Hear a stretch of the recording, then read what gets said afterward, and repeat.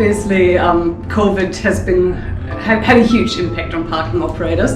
Everyone started working from home, no one was going to the office, and if you look at the Sydney CBD or other big cities, they were deserted. No one was going into the office parking. So they had their revenue crashing down in the early days of COVID, and they're now recovering, which is great. But they also had to implement a lot of new tactics. They started reducing early bird parking rates by a lot, just to engage people again and to bring them back into their parking spaces. But then also, I guess, with that, you see a lot of competition. People shop around.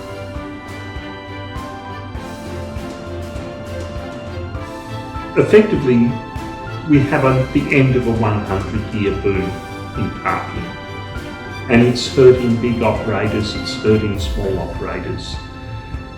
What I call tier 1 operators, who are listed companies, they've got cash reserves and they've got resilience to pull through. The smaller operators are often 2 or 3 generation family businesses. They're very determined to hold on. Obviously, you can only do that for so long without customers.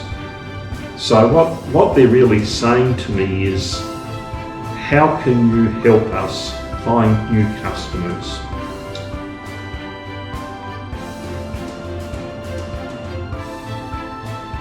Now, PARK123 is an interesting proposition. When we started the journey and thought about what we thought the industry would need, we believed they needed an app.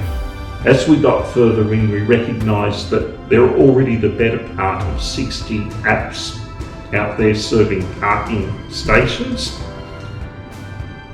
and they're not particularly effective. They take a lot of commission, in some cases 30% plus of the referral sale. But what really hurts the car park operator is that if the app doesn't function, or there's a glitch or a customer complaint, that is a cost borne by the car park, which hurts their reputation and they burn customers. So we stayed away from a technology-rich solution.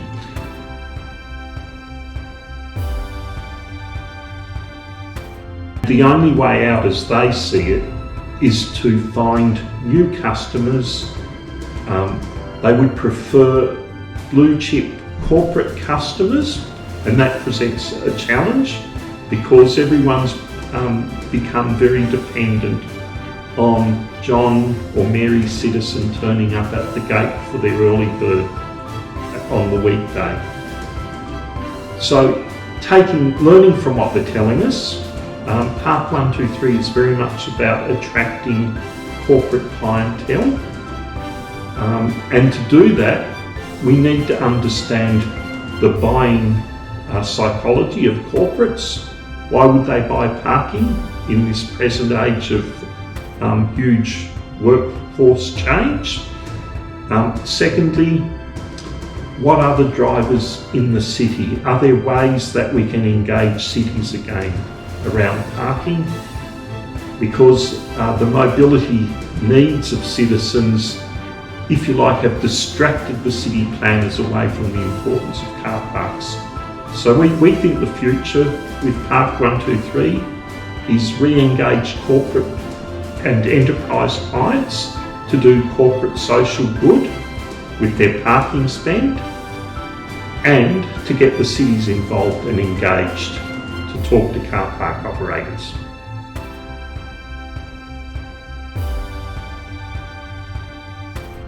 There's now a permanent requirement for people to move about, some in home offices, some working remotely with customers, some in area offices, some in the main office.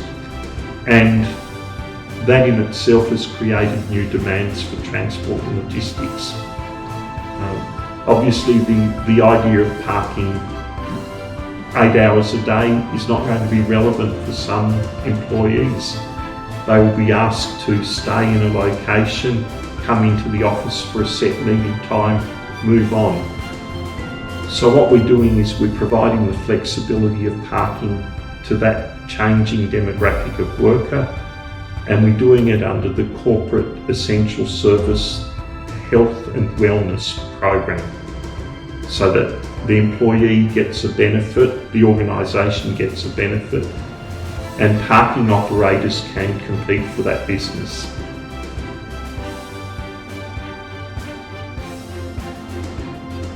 Now the other side of the coin is how corporates operate. They often have delegated small incidental costs to employees and line managers. Priorities for travel are now set in what we call virtual decision rooms, right? So you've got a team of 6 people in your unit. They operate remotely to the office. They talk 3 times a week about their work priorities. And very often, in over 80% of cases, people decide who is moving around for travel purposes. And obviously without an aviation industry, there's local travel required. And there are options that often require car parking in areas away from the office. So what we're actually able to do with PARK123 is to connect car parks with those opportunities at what we call the virtual point of decision. So your product, your location is visible when people are deciding their travel needs, and where they need parking or serviced offices, where they need somewhere to charge their EV, that's visible to them at the time they're scheduling the meeting. This is the future of the industry, virtual connection.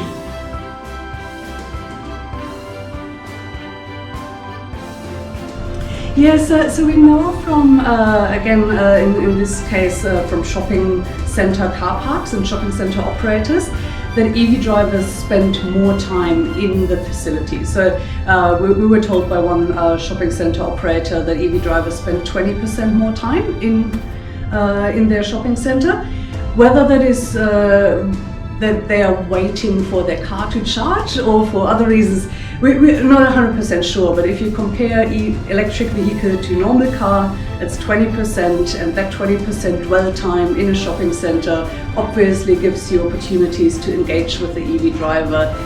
They browse the shops much longer, they probably spend a little bit more, and EV drivers are also usually a very affluent customer group, and so very much a customer segment that you really like to attract.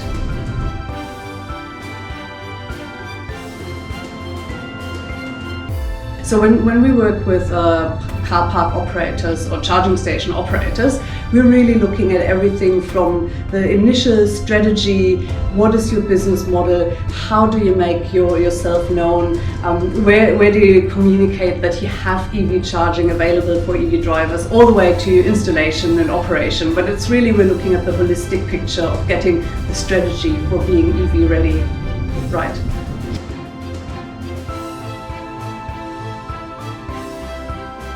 So for corporates who are transitioning, let's say their corporate fleet, our software gives them a lot of reporting and analytics.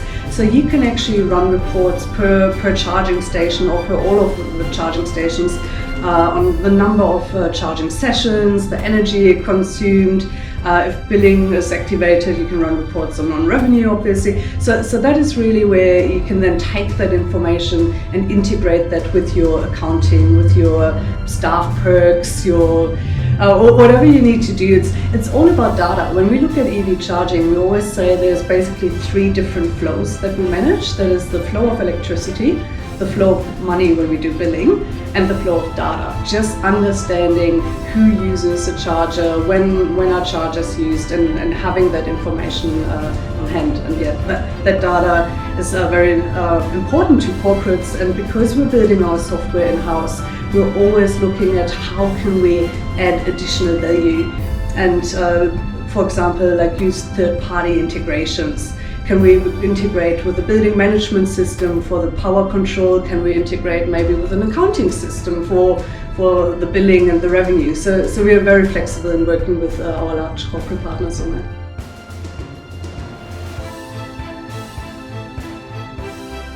That is a very good question, because there's obviously multiple things at play here. Definitely cars will be transitioning to electric, so that is nice in terms of car parks will be less smelly, they will be less noisy, so there's lots of benefits, and you may even be able to repurpose certain areas of a car park because it becomes a nicer and more livable environment because of the reduction in smell and noise. With the impact of like autonomous cars, and that we're going to see like robo-taxis zooming around with no drivers, do they need to park that much? We don't know. So I think the whole like car sharing and autonomous cars may actually lead to some car parks having less clients in the future. Having said that, with COVID, we saw that a lot of people said, I don't want to take public transport, and now they're driving everywhere. So there's always different scenarios, and yeah, it'll be very interesting to see where we are in 10 years from now.